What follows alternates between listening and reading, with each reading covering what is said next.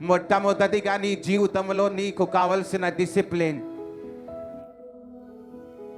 అది మనసు యొక్క డిసిప్లిన్. ఒకవేళ మీరు శారీరకంగా వ్యభిచారం చేయకపోయినా, కానీ వ్యభిచారం వలన వచ్చే ఫలితాలు,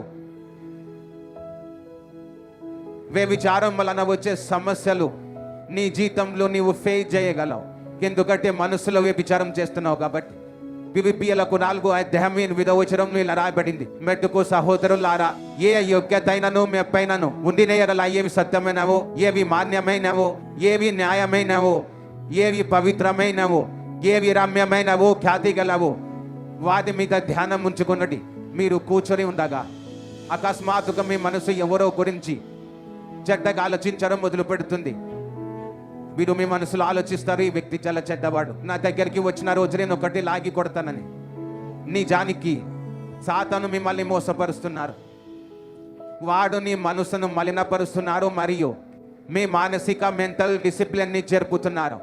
బైబిల్ చాలా స్పష్టంగా చెప్తుంది, మనసులో నియంత్రణ లేదా డిసిప్లిన్ లేకపోతే దీని కారణంగానే చాలా మంది అనారోగ్యంగా ఉన్నారు, చాలా మంది బాధపడుతూ ఉన్నారు, చాలా మంది యొక్క పీస్, శాంతి వాళ్ళ జీవితంలో నుండి తొలగిపోయింది. శారీరకంగా మీరు వారిని కలిసినప్పుడు nothing is wrong, everything wrong is in their mind. వాళ్ళ అంతరంగంలోనే అన్ని తప్పులు ఉన్నాయి. మనసులో పరిశుద్ధత అనేది సాతానికి వ్యతిరేకంగా ఒక శక్తివంతమైన ఆయుధం.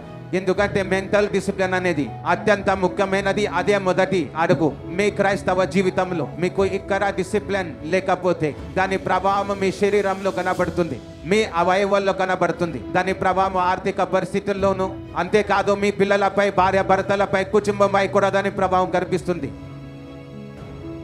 మీరు ఒకసారి మెంటల్ డిసిప్లిన్లో జీవించడం ప్రారంభిస్తే సంథింగ్ విల్ చేంజ్. ఆ భయం పూర్తిగా పోతుంది. ఇంతకు ముందు అప్పుడు జరగని కొన్ని అద్భుతమైన విషయాలు జరుగుతాయి. ఆ అభిషేకం, దాని కొరకు మీరు పోరాడేవారు, ఇప్పుడు అది మీ జీవితంలో ఫ్లో అవ్వడం మీరు గమనిస్తారు. మీ పక్కన ఉన్న వారితో చెప్పండి, శిష్యులు అవ్వాలనుకుంటే మీరు డిసిప్లిన్లో జీవించాలి. ఆమేన్ అని పెద్దగా వినిపించేలా చెప్పండి.